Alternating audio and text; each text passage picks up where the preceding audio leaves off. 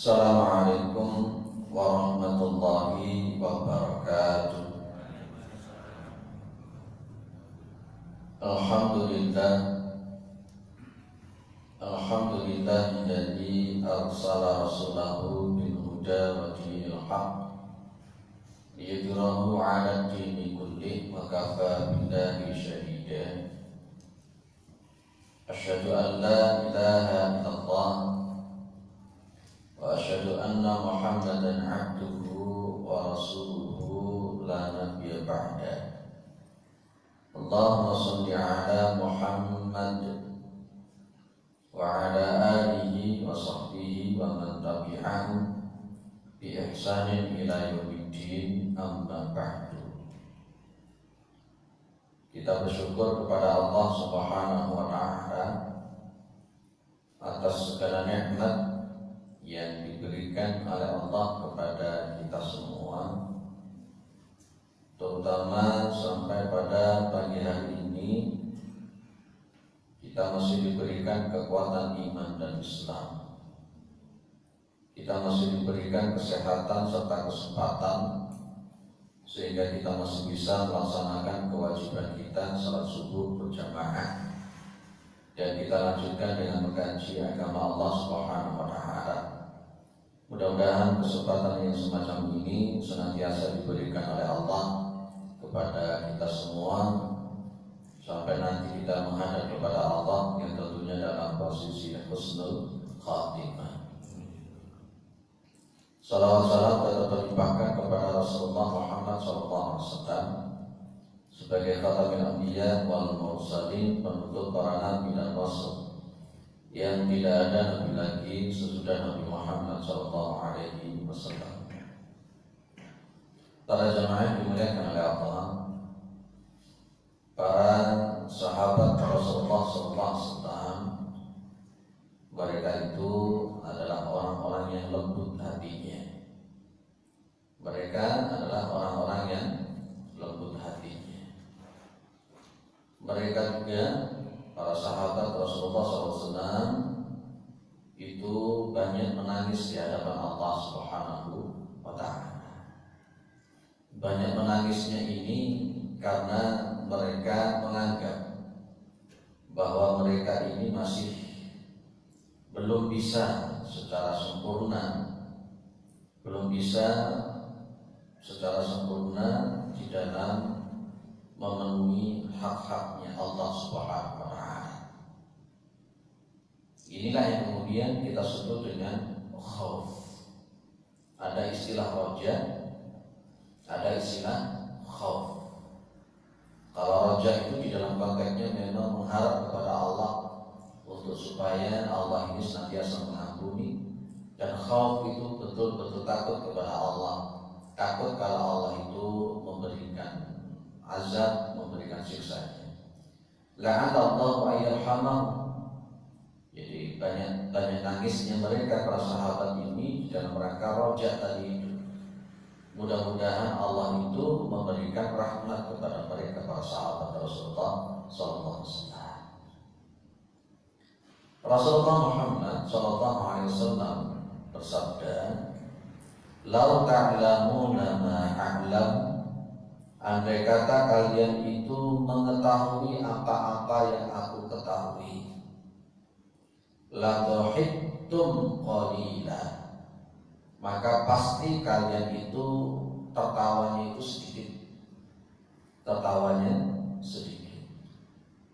Wala bakaitum katsiran, dan pasti tangisan kalian itu banyak.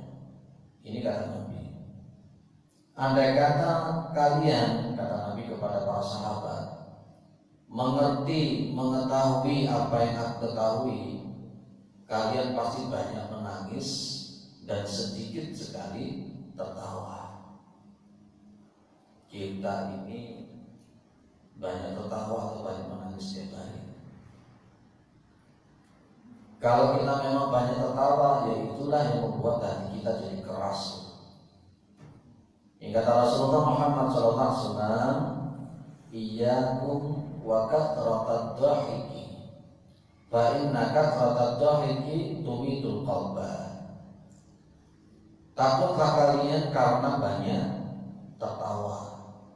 Karena sesungguhnya terlalu banyak tertawa itu bisa mematikan hati. Rasulullah Muhammad SAW itu apakah tidak tertawa? Iya, Nabi itu juga tersenyum, Nabi juga ada tertawa. Tapi antara tertawa beliau dengan menangisnya beliau itu lebih banyak menangisnya. Riwayat yang diberitahukan kepada kita oleh Ibu Aisyah radhiyallahu anha, begitu turun surat Ali Imran itu, inna fi khalqis samawati wal ardi wa ikhtilafil laili wan nahari, itu betul ya, inna fi khalqis samawati wal ardi wa ikhtilafil laili wan nahari la ayatin liulil albab alladzina yadhkuruna Allaha qiyaman wa qu'udan wa 'ala junubihim dan seterusnya. Itu Rasulullah pas pada waktu itu di rumahnya Aisyah, tidur bersama Aisyah radhiyallahu anha. Kemudian Rasulullah Muhammad SAW minta izin kepada Ibu Aisyah radhiyallahu anha untuk melakukan sholat malam. Nah, pas ketika melakukan sholat malam itu, Ibu Aisyah radhiyallahu anha menggambarkan bagaimana Rasulullah itu sholat. Rasulullah sejak awal takbiratul ihram beliau sudah mulai menangis di hadapan Allah, sehingga air mata beliau membasahi jenggot beliau, membasahi pipi beliau. Ketika beliau bersujud, air mata beliau membasahi tempat sujud beliau.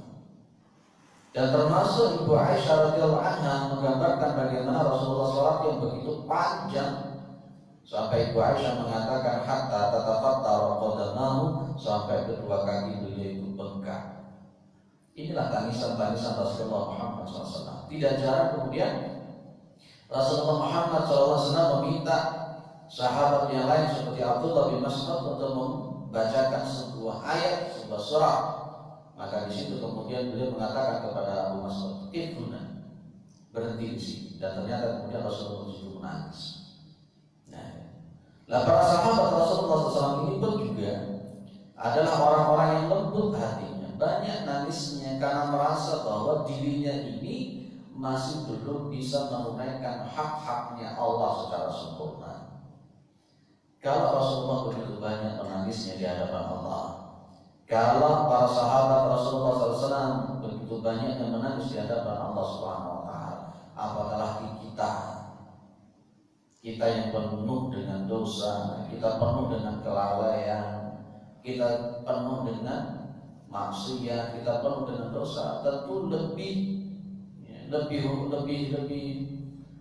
nangis kita lebih banyak seharusnya. Tapi justru yang terjadi kemudian kita setiap saat ini malah tertawanya yang lebih banyak daripada nangisnya. Lebih banyak tertawanya daripada menangisnya, lebih banyak lupanya, lebih banyak lalainya di hadapan Allah Subhanahu wa Ta'ala. Insyaallah. Ketika Rasulullah Muhammad SAW mengatakan, "Lau ta'lamuna ma a'lamu la dhahiktum qalilan wa la bakaitum katsiran," maka tadata ashabu Rasulullah SAW wujuhahum wa lahum khanin. Mereka para sahabat kemudian menutupi muka mereka para sahabat ini. Walau khanin itu kayak semacam suara nangis ya, suara nangis sesungguhkan. Rasulullah ngomong, kalau kamu tahu apa yang aku tahu, pasti nangis kamu banyak, tertawa kamu sedikit. Rasulullah sudah menggambarkan, Rasulullah sudah menceritakan bagaimana neraka, bagaimana kiamat dan seterusnya. Itulah yang kemudian membuat para sahabat Rasulullah SAW lebih banyak menangis di hadapan Allah Subhanahu wa Ta'ala. Ali bin Abi Thalib memberikan sebuah kesaksian. Ali bin Abi Thalib memberikan sebuah kesaksian. Ra'aitu ashab Rasulullah sallallahu alaihi wasallam. Aku telah melihat para sahabat Rasulullah sallallahu alaihi wasallam. Falam ara al-yawm syai'an yushbihu. Saya tidak pernah melihat pada hari ini sesuatu yang bisa menyamai keadaan mereka. Kanu yusbihuna syaksan sifran qabar. Aku melihat ya, mereka ini pada posisi di pagi hari, mereka dalam posisi saksa. Saksa itu rambut yang acak-acakan, madul-madul. Sifran, kulitnya ini kuning atau pucat. Ghabaran, penuh dengan debu tubuhnya. Pada masa itu belum ada karpet begini di masjidnya Rasulullah Muhammad SAW. Masih banyak unsur tanahnya, pasir ini banyak. Apakah para sahabat Rasulullah Muhammad SAW ini tidak memperhatikan kebersihan? Bukan karena tidak memperhatikan kebersihan. Mereka para sahabat Rasulullah SAW itu pada malam harinya lebih cenderung pada batu sujada wa qiyamah. Malam harinya itu lebih banyak dihabiskan di masjidnya Rasulullah Muhammad SAW sujada wa qiyamah. Apa dalam posisinya? Banyak bersujud, banyak melakukan sholat karena takutnya kepada Allah Subhanahu wa Ta'ala. Jadi baina ahyunihim amsalu rukabil ma'zi, di antara kedua mata mereka itu semisal rukabil ma'zi. Rukabil ma'zi itu semacam apa namanya ya, kendaraan al-ma'zi itu kambing. Artinya apa konteksnya itu? Mata-mata mereka itu apa? Mendul bahasanya. Lah orang Jawa bilang itu meripatnya bendul, apa bendul? Bengkak ya bilang. Tapi kalau bengkak seperti orang ditempeli kan akhirnya. Enggak, itu sebab bendul itu artinya karena terlalu banyak nangisnya. Terlalu banyak nangisnya. Jadi mereka itu Masya Allah batu sujada wa qiyamah. Di masjid mereka banyak bersujud, banyak melakukan sholat dalam rangka memohon ampun kepada Allah, takut siksa Allah Subhanahu wa Ta'ala. Mata mereka itu sebab bendul, pokoknya bendul bukan beda-beda. Banyak nangisnya di hadapan Allah Subhanahu wa Ta'ala. Masya Allah. Yurawihuna baina jibarihim wa aqdamihim. Mereka itu kalau istirahat pada waktu malamnya itu istirahat, ya, istirahatnya baina jibarihim wa aqdamihim, antara muka-muka atau dahi mereka dengan kaki-kaki mereka. Mungkin kalau dalam bahasa kita itu tidurnya itu sambil kepala beliau itu ditaruh di dengkul sambil apa yang namanya bersedekuk, benar apa namanya itu? Kakinya itu didirikan begini, memeluk kakinya, kemudian tertidur di situ. Tidurnya seperti itu. Dalam rangka konteksnya dia di masjid, di i'tikaf. Mohon ampun kepada Allah, banyak sujud, banyak beribadah. Karena mereka terinspirasi bukan Nabi Muhammad SAW sholat malamnya kayak begitu. Orang yang paling cinta kepada Nabi, orang yang paling persis mengikuti sunnah Nabi itu adalah para sahabat Rasulullah SAW. Sehingga apapun yang dilakukan oleh Rasulullah Muhammad SAW mereka paham, mereka mengikuti Rasulullah. Termasuk ketika Rasulullah itu sholatnya begitu panjang, sampai ketika mereka datang nggak puas dengan ibadah mereka datang kepada Ibu Aisyah radhiyallahu anha. Tanya gimana sih sebenarnya ibadahnya Nabi Muhammad SAW. Diberitahu ibadahnya Nabi itu seperti ini. Ngomong masing-masing. Orang yang pertama ngomong, terus kalau begitu saya setiap hari tak sholat malam, saya tidak pernah tidur. Yang kedua ngomong, kalau begitu saya setiap hari tak berpuasa, tidak pernah mokel. Yang ketiga ngomong, terus kalau begitu saya tidak akan menikah, tak mau bujang selamanya begitu. Walaupun kemudian ketika Rasulullah SAW datang malah justru dinasehati, tidak boleh model begitu. Tapi namanya para sahabat itu Masya Allah, berkenaan dengan membaca Al-Quran itu juga begitu. Oleh Rasulullah dibatasi begini. Mereka sanggup untuk bisa menghatamkan Al-Quran suatu hari itu bisa. Luar biasa. Inilah mereka pas ketika di dalam masjid malam hari, mereka banyak bersujud, mereka banyak melakukan sholat. Nabi itu kalau sholat malam 1 rakaat berapa juz? Mesti ingat hadis ini. Hadisnya Hudzaifah bin Yamani.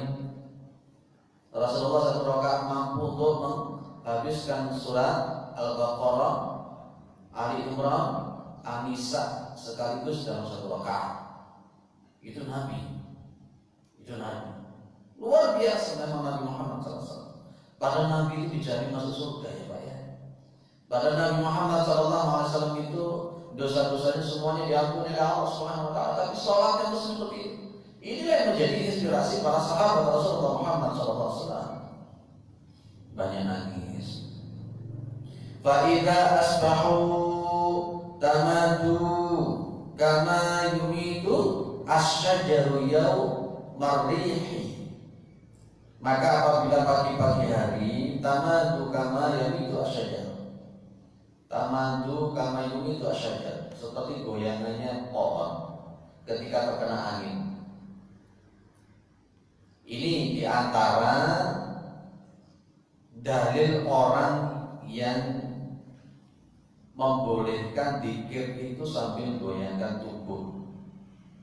Tapi goyangkan tubuh bukan karena disengaja, tapi begitu kusuknya dzikir kemudian tubuhnya itu bergerak, goyang. Bukan goyang yang dipaksa-paksakan seperti itu. Ini wa idza asbahu tamadu kama yamidu asyadu yawmin. Jadi kalau pagi hari mereka ketika itu tubuhnya goyang-goyang seperti pohon yang kena angin. Apakah mereka berzikir? Karena memang konteksnya wabil ashari yastaghfirun. Pada waktu pagi hari mereka senantiasa beristighfar kepada Allah. Termasuk mereka melakukan wa qalilan ma yahja'un. Mereka itu sedikit sekali tidurnya. Jadi para sahabat Muhammad SAW ini mengikuti Nabi. Banyak istighfar ketika waktu sahur. Mereka banyak beribadah, sedikit tidurnya. Kita juga begitu ya Pak, insya Allah. Kita ini banyak istighfarnya, banyak nangisnya, sedikit tidurnya, sedikit makannya. Insya Allah kita juga seperti itu. Insya Allah. Kalau malam hari itu sepertiga malam kita bangun, kita tahajud, bangunkan istrinya, bangunkan anaknya, bangunkan suaminya, itu luar biasa. Ada riwayat begini Pak, rahimallahu rajulan idza qamu minal lail. Allah memberikan rahmatnya kepada seorang laki-laki ketika dia bangun di waktu malam, kemudian fa yusalli, maka kemudian dia salat. Pas ketika dia salat itu dia membangunkan istrinya. Fa qada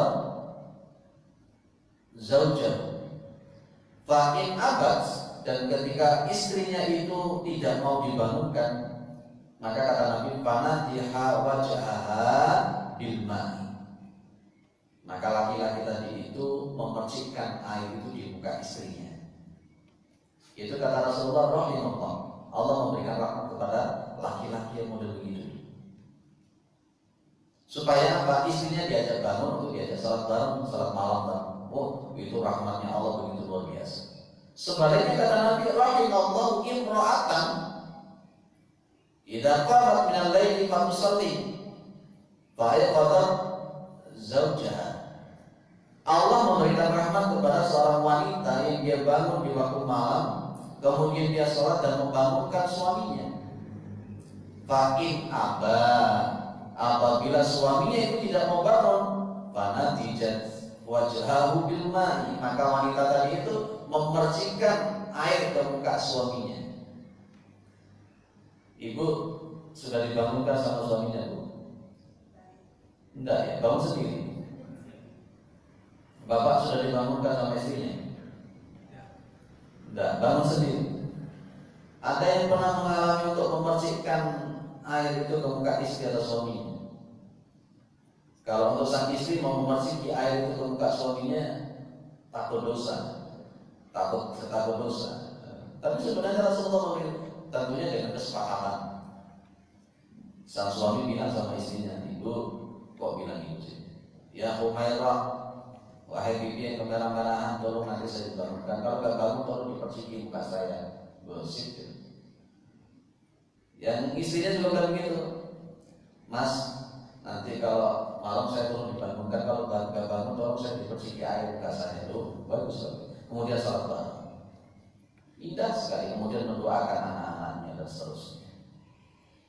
Ini para sahabat Rasulullah SAW itu, Masya Allah, kalau malam hari itu lebih banyak sujudnya, lebih banyak salat. Loh, apakah mereka para sahabat yang punya istri ini tidak memberikan nafkah batin kepada istrinya? Memang pernah kejadian ada seorang sahabat yang melakukan seperti itu. Ada Rasulullah itu kan suka memberikan persaudaraan, mempersaudarakan Muhajirin, Ansar dan sebagainya. Suatu saat ada seorang sahabat Rasulullah SAW itu berkunjung kepada sahabat yang lain. Pas begitu bersahabat, pas ketika datang kepada sahabat itu tadi, ketemu dengan istrinya sahabat yang dikunjungi. Istrinya itu tidak terurus dan sebagainya. Sampai tanya, kenapa sampai seperti ini? Dia mengatakan, saudaramu itu sudah tidak perlu dan tidak butuh dengan duniawi. Bagaimana diceritakan? Akhirnya, jadi sahabat yang dikunjungi tadi itu kalau malam tidak pernah tidur, kalau siang hari tidak pernah mokel, tidak pernah ngurusi istrinya, pokoknya akhirat dong. Ada sampai seperti itu. Sampai walaupun kemudian akhirnya datang kepada Rasulullah, diwadulkan kepada tamu sahabat ini, dia akhirnya dia bolehkan, diperbolehkan. Itulah sampai segitunya para sahabat Rasulullah SAW. Kemudian wahamalat a'yunuhum bidumu'i. Wahamalat a'yunuhum bidumu'i itu artinya mata-mata mereka itu bercucuran air mata. Wiritan, zikiran, istighfar pada pagi hari, pada waktu sahur, sampai air mata mereka para sahabat itu bercucuran. Itu para sahabat. Kemudian sahabat Ali mengatakan, "Wallahi laka'anni bil qaumi batu ghafilin." Demi Allah, seolah saya ini termasuk kaum yang lalai melihat kenyataan bahwa sahabat itu seperti itu.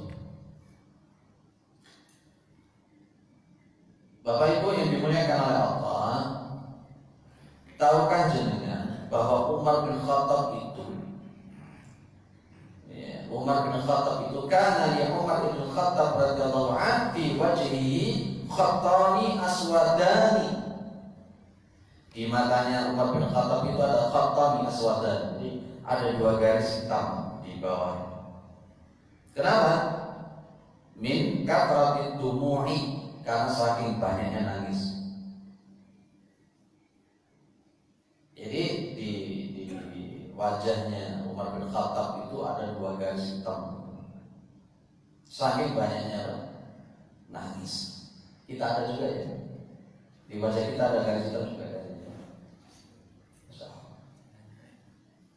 Karena Ibnu Abbas radhiyallahu anhu asfala ainaihi,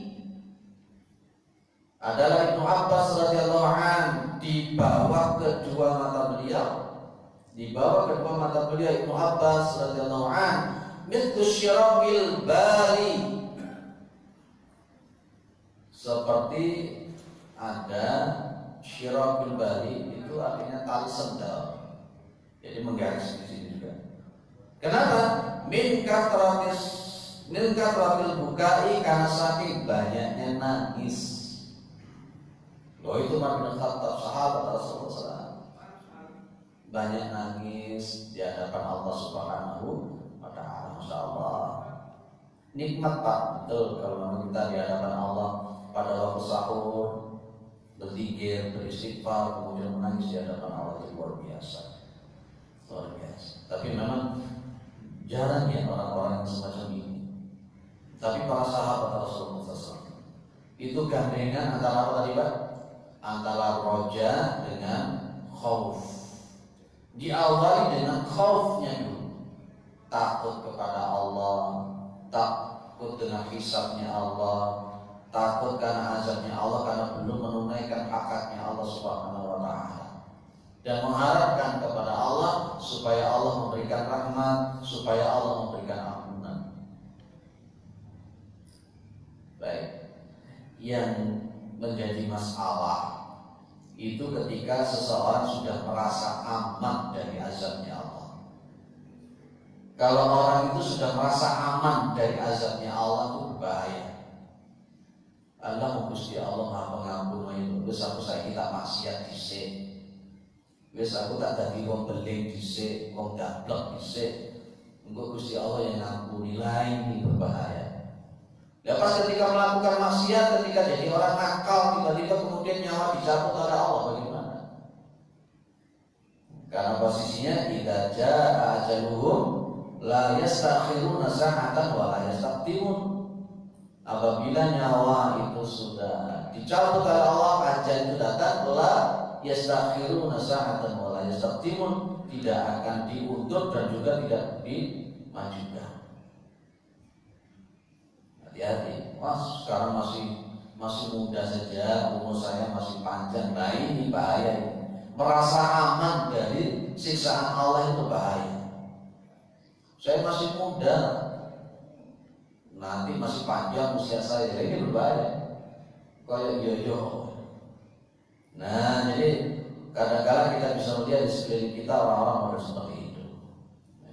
Baik, karena Ka'ab al-Ahbar rahimahullah, salah seorang salaf, ulama salaf, yaqulu li an abki min khasyatillahi hatta takhruja min aini qitratun wahidah ahabbu ilayya min an atasaddaqa bi jabalin min ad-dhahab.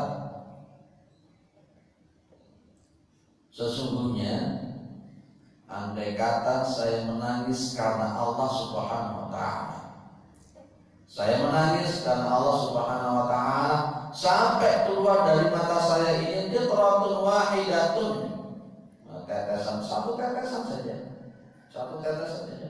Ahabbu ilayya, lebih saya cintai, min an asaddaqa atasaddaqa bi jabalin min dhahab, itu lebih saya sukai daripada saya itu bersedekah emas sebesar satu gunung. Ini Ka'ab al-Ahbar lebih baik, karena memang pakainya kita banyak melakukan amalan-amalan soleh, tapi justru amalan-amalan soleh itu dalam pandangan Allah adalah maksiat. Kita melakukan suatu amalan-amalan ibadah, tapi di dalam pandangan Allah kita itu telah melakukan maksiat yang tidak tampak, malah justru terjerumus kepada hal yang tidak benar. Dulu sudah saya katakan di sini ya, bahwa ketika ada orang yang sholat, sujud, rukuk, yang baca Quran, dalam pandangan manusia orang ini baik secara fisik, secara wajahnya itu baik, dia sujud, rukuk, baca Quran. Tapi Allah itu Maha tahu yang ada di otaknya itu apa, yang ada di dalam hatinya itu kayak apa, yang ada di dalam niatnya kayak apa, dalam akidahnya itu kayak apa. Allah Maha tahu. Dalam pandangan manusia dia sujud, rukuk, tapi dalam pandangan Allah bisa jadi dia adalah orang-orang kafir, bisa jadi dia itu adalah orang-orang munafik. Kristen Ortodok itu di Syria itu ya rukuk, ya sujud, tapi ternyata bacaannya itu dia meyakini Allah itu dalam tiga oknum, satu dalam tiga, tiga dalam satu. Loh itu kan sudah jelas. Walaupun dia rukuk, walaupun dia sujud, tapi dia dianggap oleh Allah musyrik. Loh itu hati-hati, makanya hati-hati. Modelnya semacam itu hati-hati. Lah ini Ka'ab al-Ahbar, saya lebih baik menangis di hadapan Allah. Itu jauh lebih saya sukai pas ketika kita itu saya bersedekah seberat satu gunung emas. Ya karena konteksnya memang kita beramal soleh kadang-kadang juga banyak. Orang yang tidak pernah menangis di hadapan Allah itu, kalau di sini dikatakan wa ana ghalidul qalbi, dan saya itu menjadi orang yang keras hatinya. Orang itu yang paling jauh kepada Allah itu adalah orang yang hatinya paling keras. Ab'adul ibadi ila Allah Ta'ala qalbul qasih. Orang yang paling jauh kepada Allah itu orang yang hatinya keras. Coba tengoklah Bani Israel. Bani Israel itu kayak apa modelnya? Bani Israel itu kalau di dalam Al-Quran itu adalah umat yang terbanyak dikirimi Nabi. Juga umat yang terbanyak ditujukan mukjizat Allah secara langsung. Contohnya apa? Di situ wa dhalanna 'alaikumul ghamama wa anjalna 'alaikumul manna wassalwa. Allah pernah menunjukkan kepada Bani Israel bahwa kalau pergi kemana-mana itu dinaungi awan. Dan juga Bani Israel ini pernah ditunjukkan secara langsung Allah menurunkan makanan dari langit namanya manna wassalwa. Bani Israel ini juga pernah ditunjukkan oleh Allah bagaimana namanya laut dipukulkan tongkatnya Nabi Musa. Wa idh faradna bikumul bahra fa anjaynakum wa aghraqna ala fir'auna wa antum tanzurun. Langit namanya laut itu dipukulkan tongkat terbelah, diselamatkan dari kejaran Fir'aun dan Fir'aun ditenggelamkan. Itu Bani Israel lihat mujizat model. Pas ketika Bani Israel itu kehausan, Nabi Musa diperintahkan untuk memukulkan tongkatnya. Wa idistasqa Musa liqaumihi fa qulna idrib bi'asaka al-hajar fanfajarat minhu 12 'ainan. Dipukulkan tongkat jebret di batu, dan batu itu kemudian muncul 12 sumber. Bani Israel lihat gitu. Bani Israel pun juga diperlihatkan bagaimana ada orang yang mati. Ada orang yang mati dihidupkan lagi. Ini 2 kali sudah saya bahas di Ahmad Yani, Pak ya. Sudah saya bahas di Ahmad Yani, membahas tentang kitab Ma'as-Sadiqin bil Quran. Qasasul Ma'as-Sadiqin bil Quran, membahas tentang masalah kisah-kisah orang terdahulu di dalam Al-Quran di Ahmad Yani. Satu pertama dan satu ketiga. Kebetulan membahas tentang Bani Israel kemarin 2 kali. Baik, itu Bani Israel ditunjukkan mujizat-mujizat yang makhluk itu. Tapi ternyata maka 10 hukum mimbar kita dikatakan hijarah di awsyatul qasr.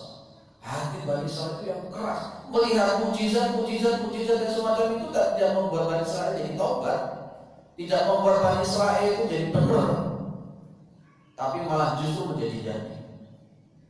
Nah, ini yang dimaksud dengan qalbul mayyit atau qalbul qasih.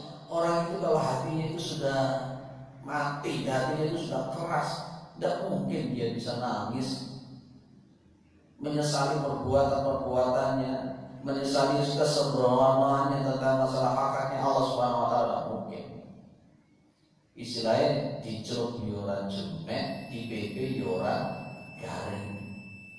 Hatinya kaku, keras, mati, sehingga hal semacam itulah kemudian akhirnya tidak mampu untuk kita datang ke Mekah, ke sana di Masjidil Haram, tidak bisa nangis melihat Ka'bah yang begitu luar biasa, sholat dengan suara yang begitu indah, tidak pernah tersentuh apa-apa. Ini para sahabat Rasulullah SAW, hati yang begitu lembut, mudah tersentuh, dia menangis di hadapan Allah, ayat-ayat Allah dan sebagainya. Kita bisa hitung berapa kali kita menangis ketika membaca Al-Quran. Kita bisa menghitung berapa kali kita nangis ketika istighfar di hadapan Allah. Kita bisa menghitung berapa kali kita menangis ketika membaca ayat-ayat yang berkenaan dengan masalah neraka. Berapa kali kita menangis ketika kita mengingat dosa-dosa kita karena mendolimi orang lain. Berapa kali kita menangis ketika kita itu tidak mampu untuk menunaikan hak-haknya Allah Subhanahu wa taala. Jangan-jangan hati kita ini sudah jadi keras. Ya. Kalau sudah keras, masya Allah, alhamdulillah dari tadi sudah saya baca, khatamallahu ala qulubihim wa ala sam'ihim wa ala absarihim ghishawa. Masya Allah, hati itu kalau sudah ditutup oleh Allah Subhanahu wa taala. Baik, para jamaah yang dimuliakan oleh Allah,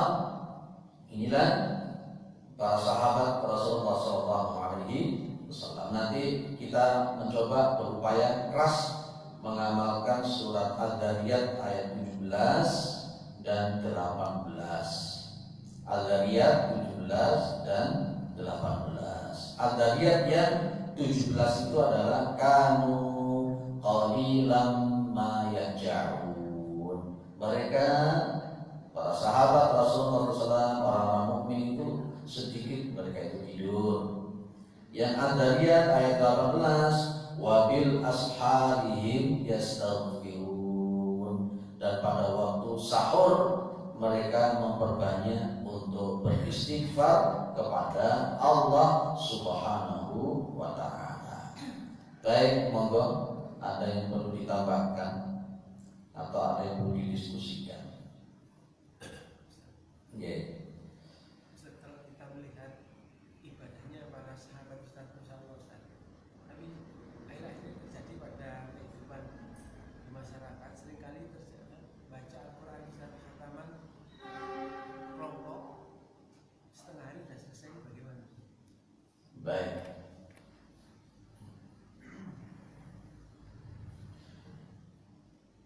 Para sahabat itu pernah, sebagian saya katakan, bahkan Imam Syafi'i rahimahullah. Imam Syafi'i rahimahullah itu pernah mengkhatamkan Al-Quran itu 1 hari 1 malam selesai.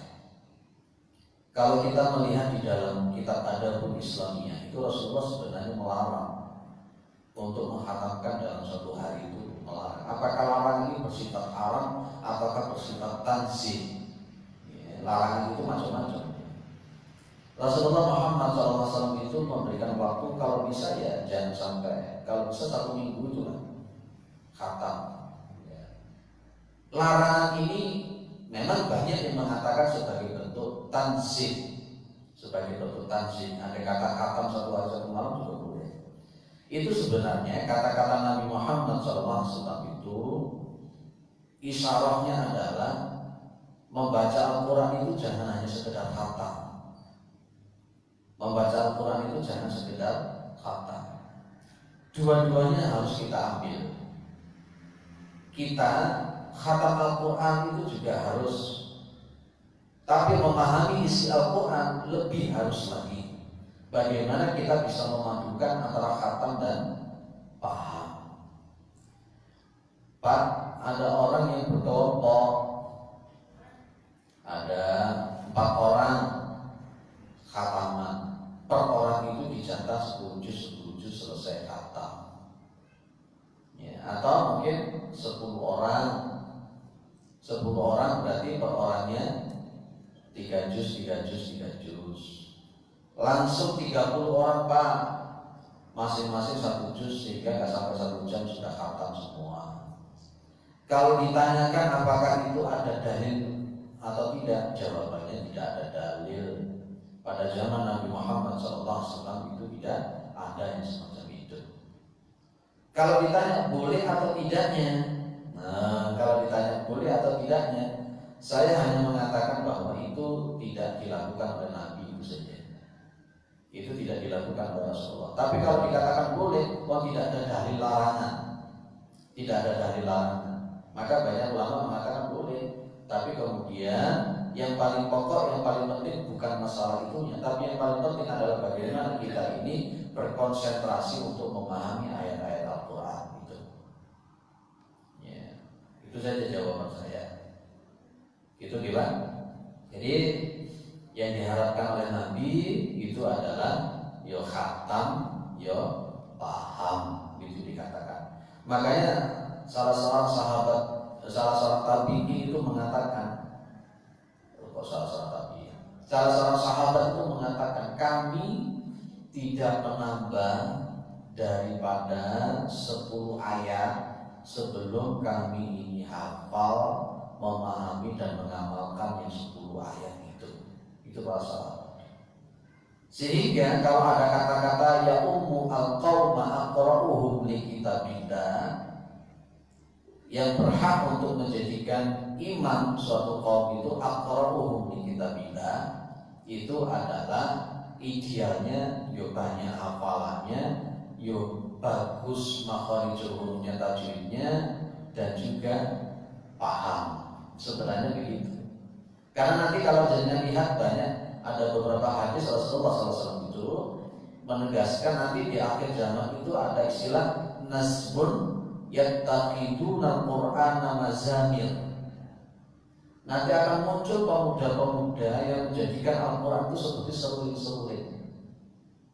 Jadi lebih cenderung kepada konteks hafalan dan tahsinnya Al-Quran saja. Meskipun secara pemahaman Al-Qurannya nol, pemahaman fikih nol, usul fikih nol, qawaidul fikih nol. Tapi kemudian yang terjadi, orang-orang semacam ini pokoknya dia bacanya bagus, makharijnya bagus, dia lebih didahulukan untuk menjadi imam meskipun dia tidak memahami apa yang dia baca. Akhirnya para ulama pun juga mengatakan seharusnya yang menjadi imam itu ahlul ilmi, ahlul khair, wa ahlul diyanah.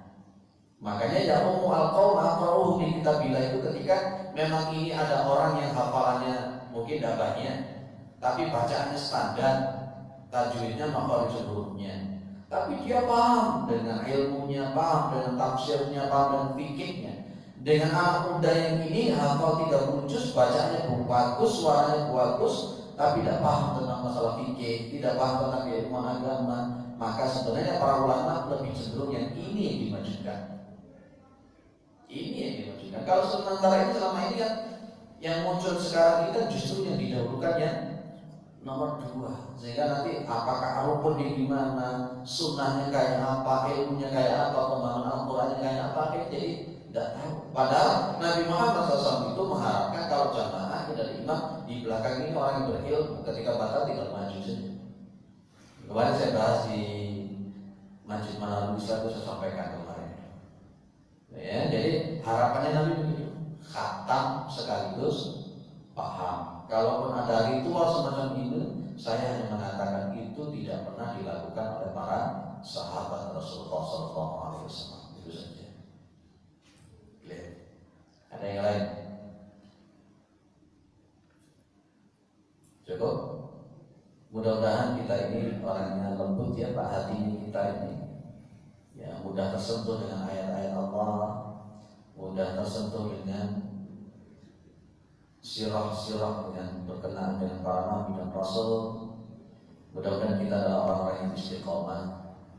Mudah-mudahan kita ini adalah orang-orang yang husnul khatimah.